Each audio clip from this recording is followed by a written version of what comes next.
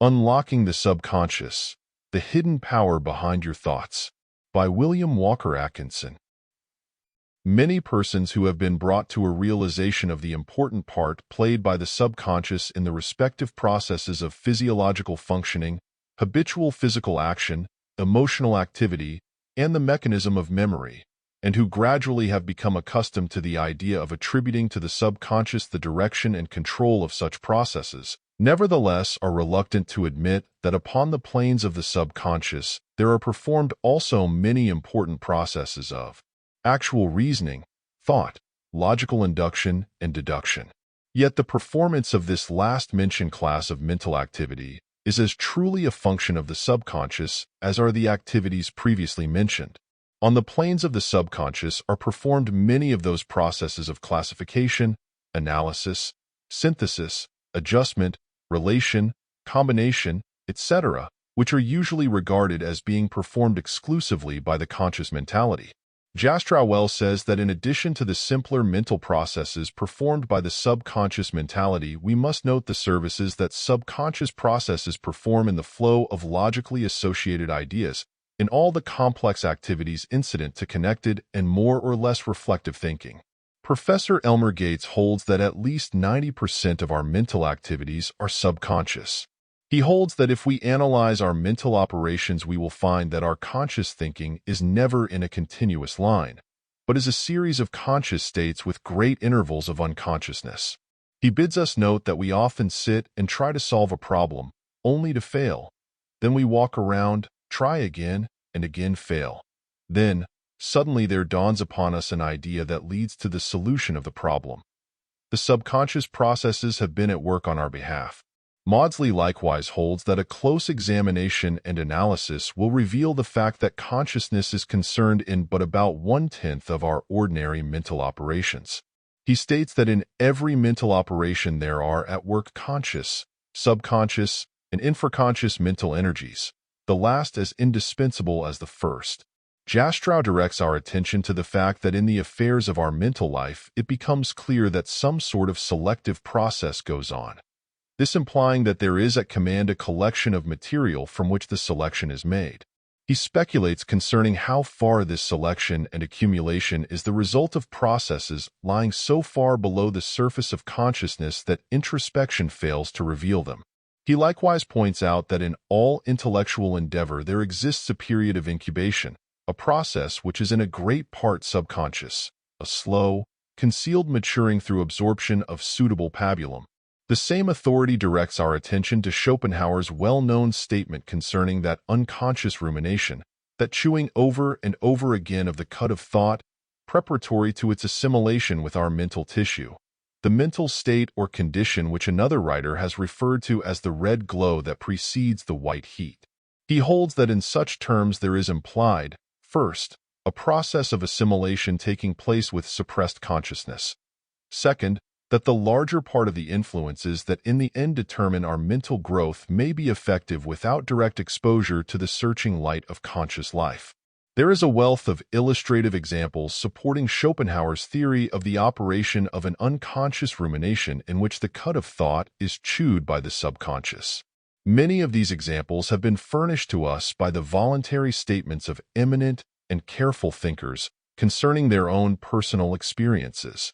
So typical are many of these experiences that they need but to be recited in order to awaken recollections of similar experiences on the part of the readers or hearers.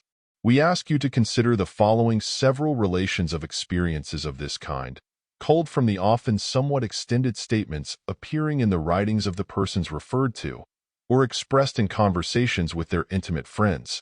Von Hartmann testified to the unconscious rumination following the reading of books presenting conflicting points of view. He stated that he found that after days, weeks, or months, many of his old opinions were greatly modified, and that many new opinions had replaced some formerly entertained by him. Thompson testified that at times he had the feeling of the uselessness of all voluntary effort, and also the conviction that the matter was working itself clear in his mind. He became so accustomed to having to wait for the results of these subconscious processes that he acquired the habit of getting together enough material in advance, and then leaving the mass to be subconsciously digested until he was ready to write on the chosen subject. He stated that once in his writing of his principal work, he came to a point when he could proceed no further. He stopped his work and deliberately thought about other things.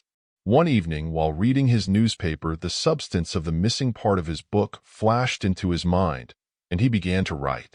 He adds, "This was only a sample of many such experiences."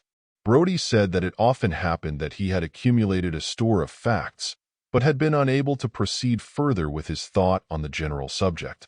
He found by experience, in such cases, that after an interval of time the obscurity and confusion cleared away, the facts had settled themselves in their right places, though he was not conscious of the intervening processes.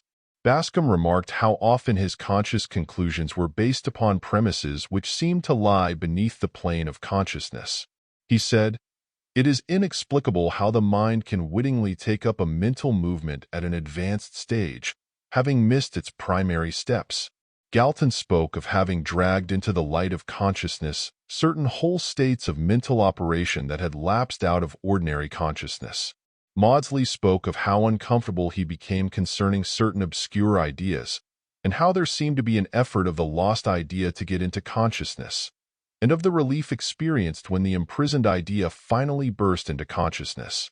Mozart testified that often he could not account for his musical compositions. He asserted that they frequently came to him all at once.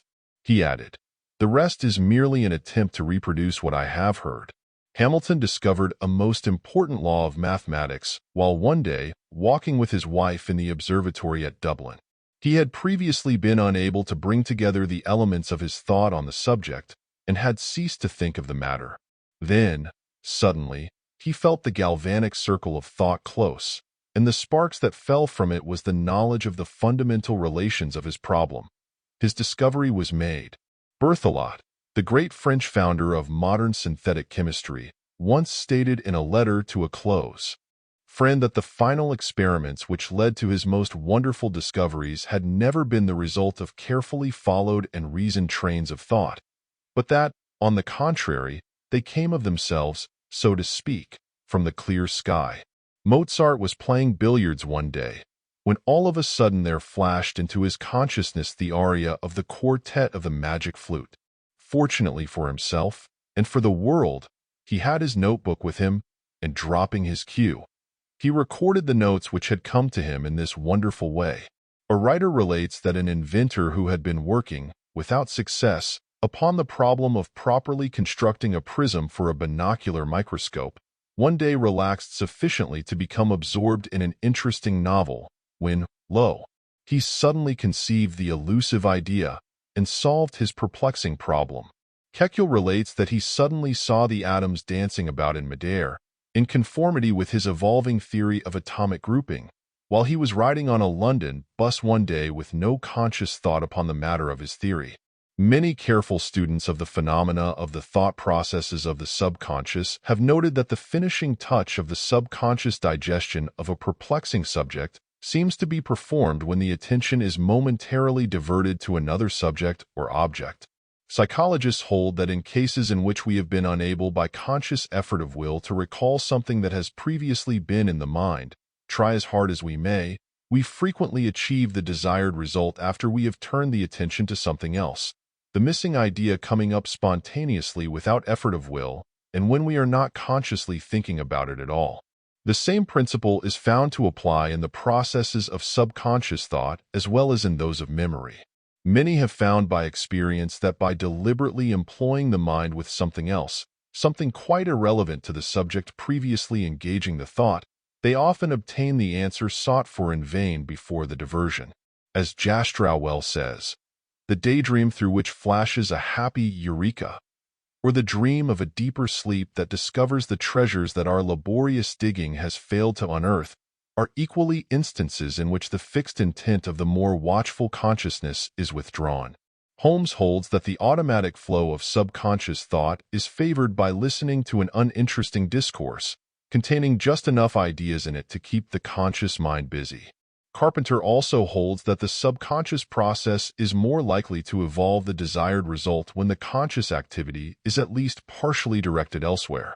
Jastrow compares this to the astronomer who sees better the star by looking a little to one side of it, instead of gazing directly at it. He says, "We might almost say that distraction and the idler moments of contemplative reverie are as essential to fruitful production as the intent periods of executive effort. The trough of the wave is as intrinsic a part of its progressive character as is the crest."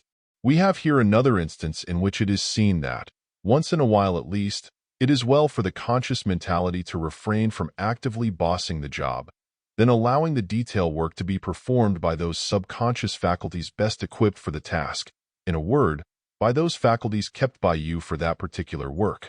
But equally true is it that it is well for the boss to stay around the shop, keeping an eye on what is going on, expecting and demanding the best results, and being ready to pass fair and righteous judgment upon the finished product.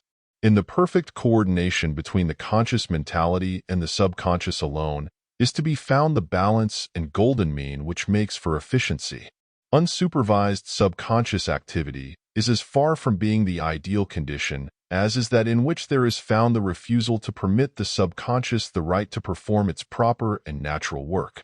Many writers, inventors, scientists, and others performing extended and continuous mental work have testified to the fact that, in one way or another, they have discovered that the faculties and powers of the subconscious may be trained to perform much of the drudgery of the intellectual work, leaving the conscious faculties free to design and to direct the general course of the task.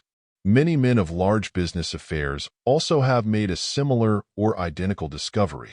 Without realizing the scientific principles involved, such persons have stumbled upon methods whereby much of their work of mental digestion may be performed for them by the subconscious.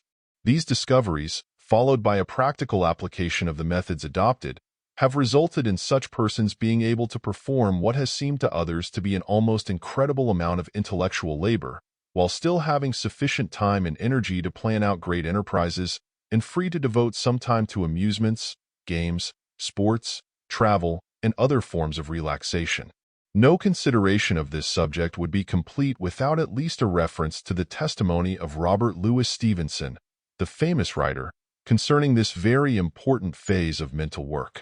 So typical and characteristic of the general principle involved are the statements of this master of the craft of writing, that we feel warranted in dwelling at some length upon them in the present consideration of the subject of subconscious thought. Stevenson was fond of speaking of his subconscious mental faculties as his brownies, borrowing the illustration from the familiar fairy tales of childhood, in which are related the performances of the friendly little brownies who each night take up and complete the tasks left undone by the overworked friendly shoemaker or carpenter who had befriended the tiny creatures. He said, "My brownies, God bless them, who do half of my work for me when I am fast asleep, and in all likelihood do the rest for me when I am wide awake and foolishly suppose that I do it for myself." He relates that he had long been wanting to write a book on man's double being, and without success had racked his brain for a plot of any sort relating to that subject. Then, one night he dreamed the principal incidents of his great story of Dr. Jekyll and Mr. Hyde. These, he said, were all given him in bulk and details, as he afterward wrote them in the story. He goes on to say further that often when he belabored his brains over a story needed to supply the bread and butter, behold, the little people began to bestir themselves in the same quest, and to labor all night long to supply his wants in that direction. Often, he said, did these sleepless brownies do his honest work for him, and gave him better tales than he could fashion for himself. He said that they, like him, had learned to build the scheme of a considerable story and to arrange emotion in progressive order. They were able to tell him a story piece by piece, like a serial, and to keep him all the while in ignorance of the outcome. Only, said he, they had more talent than he, himself. But, while praising the work of his little mental brownies, Stevenson does not deny the important part played by his conscious, everyday mentality in his creative work. He says, "I am an excellent advisor, something like Molière's servant. I pull back and I cut down, and I dress the whole in the best words and sentences that I can find and make. I hold the pen, too, and I do the sitting at the table, which is about the worst of it. And when all is done, I make up the manuscript and pay for the registration. So that on the whole, I have some claim to share, though not so largely as I do, in the profits of our common enterprise. Stevenson's figurative illustration in which the faculties of the subconscious are pictured as brownies must not be dismissed as merely a fancy. Beneath the fantastic disguise with which he has dressed up the subconscious faculties, they are plainly recognizable to psychologists. They run true to form. The psychological facts are there. The processes are scientifically described, notwithstanding the fanciful dressing which serves to invest them with an additional interest to the non-scientific reader, and for most scientific readers as well. Moreover, it must not be forgotten that Stevenson's dreams were quite as often daydream states as they were the ordinary dreams of the night. That even in the ordinary dreams of the night the subconscious performs important work is attested by numerous good authorities, and many instances are cited to prove the fact. We shall quote a few examples for your consideration. Coleridge composed his celebrated poem Kubla Khan in a dream, and wrote it down when he awoke. Abercrombie relates a case in which a distinguished lawyer went to bed after studying hard over a difficult case. His wife saw him rise in the middle of the night, sit down, and write a long paper which he then put in his desk and returned to bed. Next morning he told his wife that he had dreamt that he had written a clear and luminous opinion on the case, which he would give anything to be able to remember. His wife directed him to his writing desk, where he found the opinion fully written out, just as he had dreamed it. Schofield relates a case in which a young music pupil had great difficulty in correctly performing a difficult shake in a sonata. She was unable to master it. One night her mother, who slept with the girl, was awakened by feeling her daughter's fingers moving on her face. She asked the girl what she was doing, but the child was asleep, though her fingers were performing the shake on the mother's face. The next day, to the amazement of her teacher, the pupil played the difficult shake perfectly and without apparent effort. The subconscious had taken over the task after having mastered it during the sleep of the girl. Holmes relates incidents of these dream helpers who are wiser than ourselves, and who put thoughts in our heads and words into our mouths. Yet he holds, as do the present writers, that it is no other self that is doing the work, but rather that it is one's own self in one of its phases or aspects of manifestation. He says on this point, Dr. Johnson dreamed that he had a contest of wit with an opponent and got the worst of it. Of course, he furnished the wit for both. Tartini heard the devil play a wonderful sonata, and he set it down on awakening. But who was the devil but Tartini himself? You must never lose sight of the fact that these helpers, these brownies, these other selves, are but fanciful names applied to certain aspects or phases of the mental activities of yourself. You are always yourself, your whole self, and nothing but yourself. All separation or division of that self is illusory, and all terms indicating such separation or division are but figurative terms employed for convenience. All these phenomena are manifested on some of the planes or regions of your new mental empire by some of your own subordinate faculties, powers, or energies. Keep this fact always in mind, and you will not be led to follow fanciful will-o'-the-wisps which lead only to the quagmires of error and away from the main road of truth. Sometimes, however, it happens that the brilliant thoughts and ideas evolved in the deep dream states escape the conscious mentality which upon wakening seeks to remember and recall them to consciousness, or to record them in writing or speech. Nothing but a meaningless jumble of words is the result in some cases. Holmes relates an experience in which, as he states, the veil of eternity was lifted. The one great truth, that which underlies all human experience, and is the key to all the mysteries that philosophy has sought in vain to solve, flashed upon me in a sudden revelation. Henceforth all was clear. A few words had lifted my intelligence to the level of the knowledge of the cherubim. Awakening, he staggered to his desk and wrote in ill-shaped, straggling characters the all-embracing truth still lingering in my consciousness. But, alas, the words he wrote were merely these. A strong smell of turpentine prevails throughout. Many of us have similar experiences which usually we are ashamed to relate. So trite, commonplace, or even absurd, is the recorded conscious report. One is reconciled, however, by the generally accepted idea that, although the conscious mentality is often unable to grasp and retain, to recall and record these conceptions of the highest activities of subconscious thought, and may even be betrayed into reporting some distorted impression made upon the waking consciousness.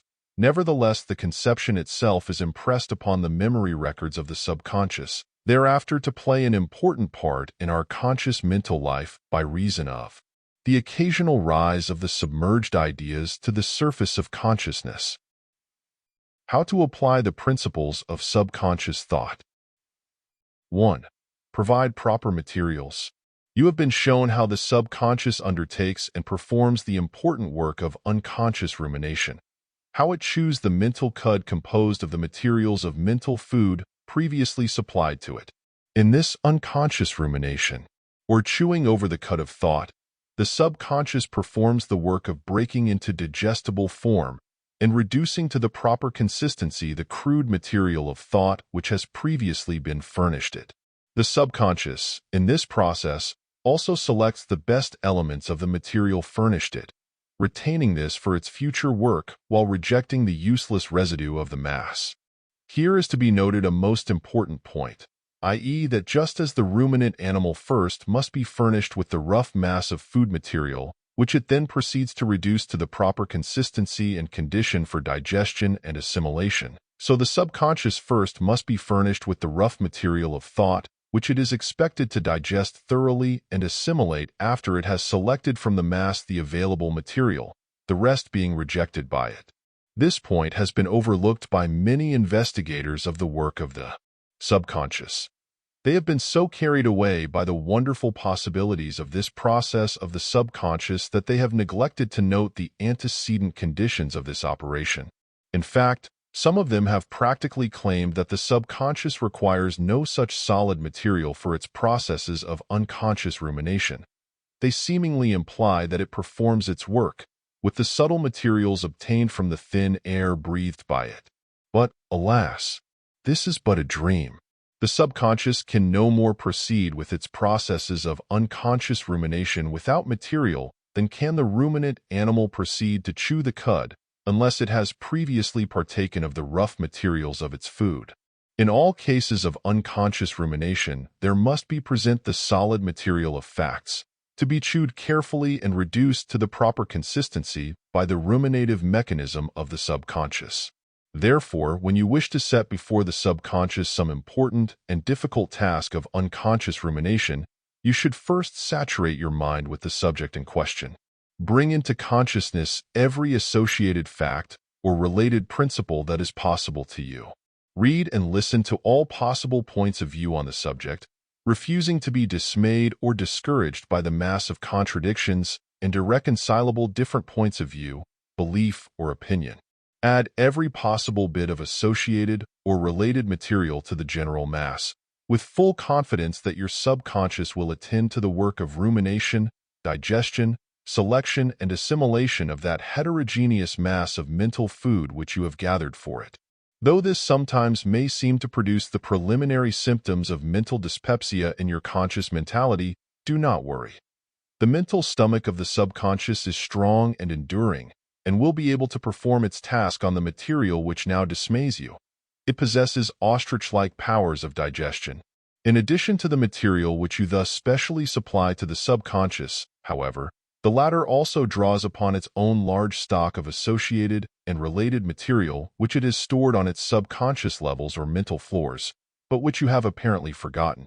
It may even go so far as to draw upon the material of the racial memory, if it becomes sufficiently interested in the task, and is adequately aroused by your strong desire and your firm faith in the possibilities of your subconscious.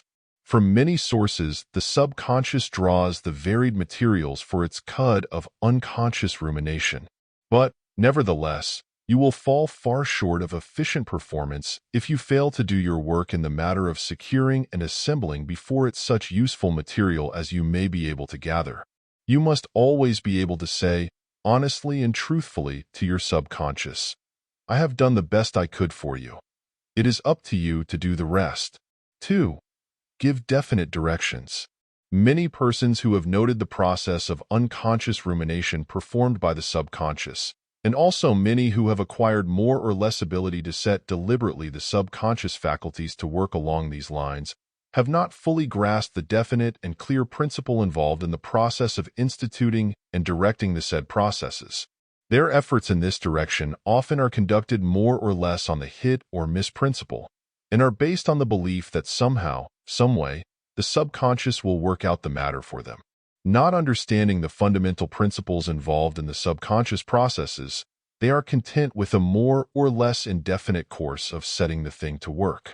An examination of most of the cases cited in the textbooks, or else related by those who have experienced subconscious phenomena of this kind, will show you that the usual course is to fill the mental stomach of the subconscious with material deemed appropriate, just as one would fill the physical stomach with appropriate food, and then to trust to nature or to instinct to perform the complex task of reducing the mass to the proper consistency, of chemically digesting it thoroughly, and of assimilating it perfectly. Such a course, as a matter of fact, frequently produced a reasonably satisfactory result. What Jastrow terms a combination of the elements into a half-consistent whole results in such cases, and is gratefully accepted by the individual as the best of all possible results. But, although our standard modern Western psychologists have not as yet discovered and formulated a more scientific and more certain and effective method of applying the principle of subconscious mentation, those who have learned some of the secrets of the ancient Oriental teachings are aware that the sages of these older schools, many centuries ago, evolved the true methods in question. Without attempting to go into a detailed and technical consideration of the theories entertained by these Oriental teachers, we shall ask you to consider the practical principles of their methods. We have here another instance of the fact that underlying the often quite vague theories and metaphysical speculations of the Oriental philosophers, there may be found certain very practical methods of applying psychological principles recognized by both Eastern and Western psychology. The chief principle of the Oriental method is based upon the fact that there exists a manifestation of attention on the subconscious plane of mentation, as well as upon its conscious planes. Moreover, just as conscious attention may be aroused and directed in two ways, viz. 1. By general interest, curiosity, desire, etc., and 2. By deliberate concentration of the will and voluntary attention, so may the subconscious attention be aroused and directed in a corresponding way. In both cases, attention is the active mental element involved. In most cases, such as we have previously related, the subconscious attention is directed and aroused by the power of interest, curiosity, desire, etc., which descends from the conscious mentality to the plane of the subconscious. The general interest in the subject, the curiosity concerning the solution of the problem, and the desire to reach a successful result all tend to arouse and to direct the subconscious attention, and to set into activity its processes of unconscious rumination and even higher and more complex activities of the subconscious. This is the true explanation of the interesting phenomena of ordinary unconscious rumination, such as are recorded in the textbooks or experienced in everyday life by yourself. But just as the voluntary, trained attention of the student and the scientist is far more efficient than the ordinary, more or less involuntary conscious attention of the ordinary person, so is the voluntary, deliberate, concentrated subconscious attention of the trained mind far superior to and far more effective than the ordinary, more or less involuntary attention of the person who has just discovered that the subconscious works, but who has not as yet learned just how it works. The deliberate action of and direction by the will constitutes the distinction between the involuntary state and the voluntary state, in the case of both the conscious and the subconscious mental activities involved in thought. You will need but a simple, familiar example to give you the general principle involved in this matter. You know by experience that when you have strongly impressed upon the subconscious the necessity of your being awakened at 5 o'clock in the morning in order to catch a certain train, you may count upon something awakening you at that particular time. Or, when you have an important engagement which you have apparently overlooked, something tells you that you have forgotten something, just in time to allow you to rush to keep the engagement. Well, then, here you have set your subconscious attention upon the task, and your subconscious has been on the job for you. The same principle is involved in even the highest and most complex activities and processes of subconscious mentation in which there is something to be done. The Oriental teacher instructs his pupils to acquire by repeated practice and exercise the knack of performing the following particular mental activity. The student must formulate in his mind a clear idea of the mental task to be performed. He must perceive it in general outline, and also should form a clearly defined idea of just what task he wishes to have accomplished, just what kind of work he wishes to have performed for him. He must then form a mental picture of the thought material being lowered or dropped to the subconscious levels of the mind, as, for instance, being dropped through a trapdoor. He must then deliberately, positively, and earnestly give a mental or verbal command or direction to the subconscious mentality to perform the task for him. For instance, he must issue the command, "Subconscious, I wish you carefully and thoroughly to analyze, to classify, and logically to arrange the materials of this subject, and then to carry the reasoning concerning it to its logical conclusion." The materials so passed on to the subconscious, however, must have been previously subjected to a most intense and concentrated inspection by the conscious attention. As the Oriental teachers say, it must be saturated with attention until every part of it is so permeated by attention that it carries attention in its very substance. Thought, thus energized by attention, will reawaken into being on the subconscious planes with the necessary amount of attention involved in it. This, in turn, will attract and hold the subconscious attention element of thought. The subconscious attention, once having been attracted by and directed to a subject, will never afterward release its hold on that subject until the latter has been brought as nearly to a successful conclusion as is possible under the circumstances. It may take only a few minutes, or it may take hours, days, months, or even years to reach the conclusion, but it will hold tenaciously to the task and will report the result eventually. Have you not received answers and reports from the subconscious concerning questions and subjects which perplexed you many years ago, and which you had almost forgotten? While your conscious mentality had practically forgotten the matter, your subconscious has remembered it and has continued its work. This wonderful method is so simple that there is danger that you may overlook its great importance and its marvelous possibilities. It consists, as you have seen, of the following simple mental processes, viz. 1. Concentrating the conscious attention upon the general problem or task until the whole subject of it is fairly saturated by attention. 2. Forming the mental picture or idea of the transference of the general thought from the conscious plane or level down to that of the subconscious mentality to the subconscious.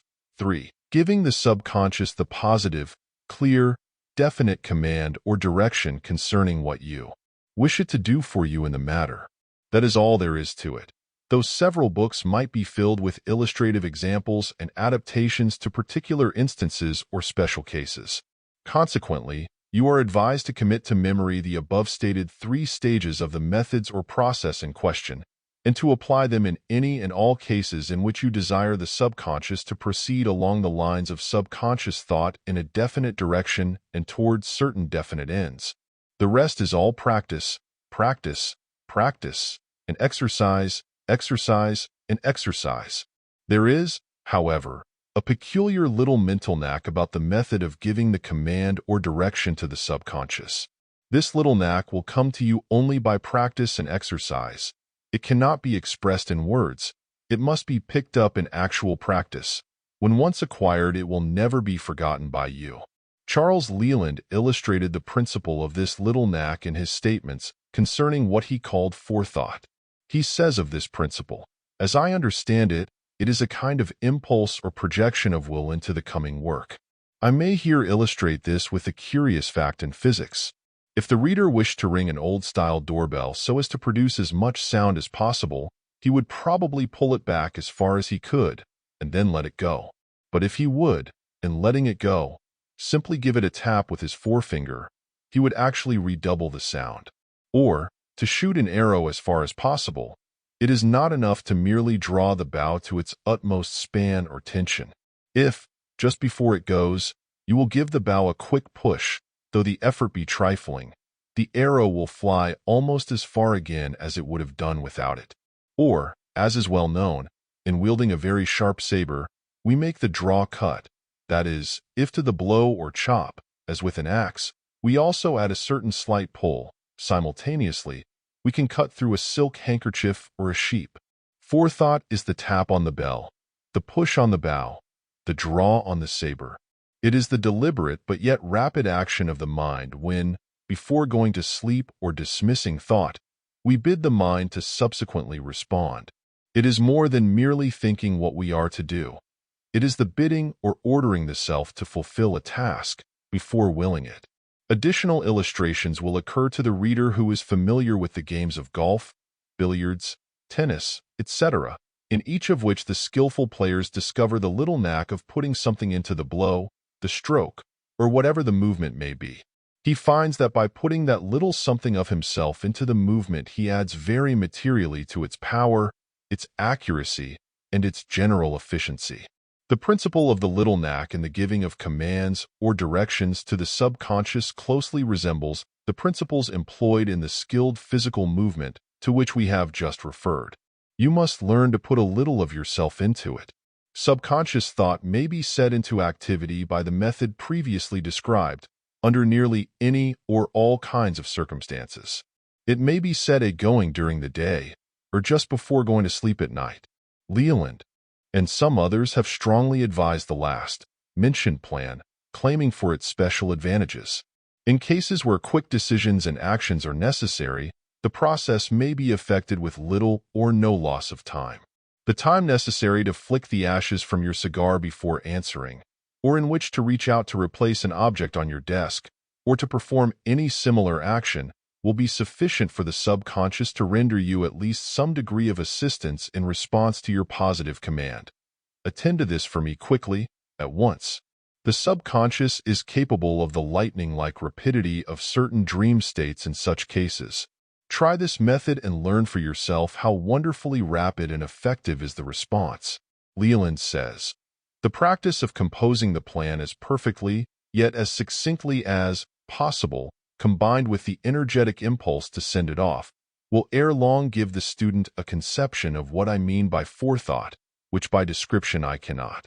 And when grown familiar and really mastered, it will give to its possessor a power to think and act promptly in all the emergencies of life in a greatly increased degree. Forethought may be brief, but it should always be energetic. By cultivating it, we acquire the enviable talent of those men who take in everything at a glance and act promptly, like Napoleon. This power is universally believed to be entirely innate, or a gift, but it can be induced or developed in all minds in proportion to the will by practice. 3.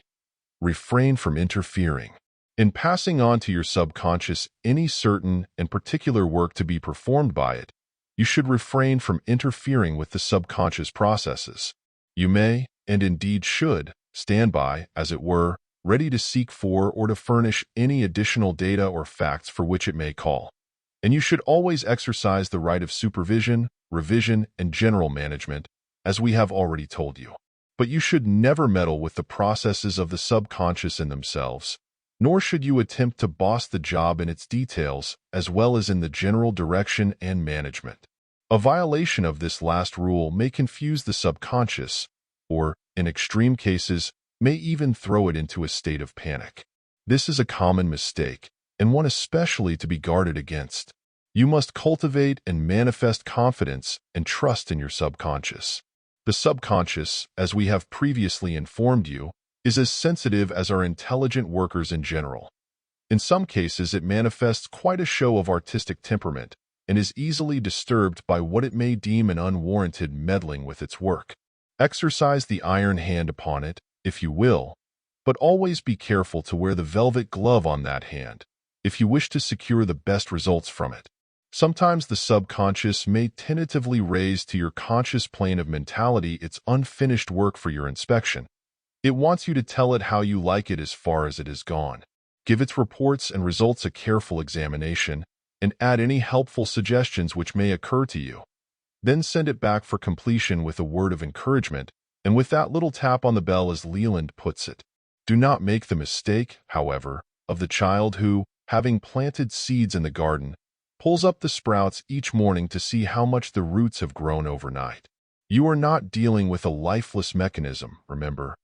You are dealing with a living intelligence which is an aspect of yourself.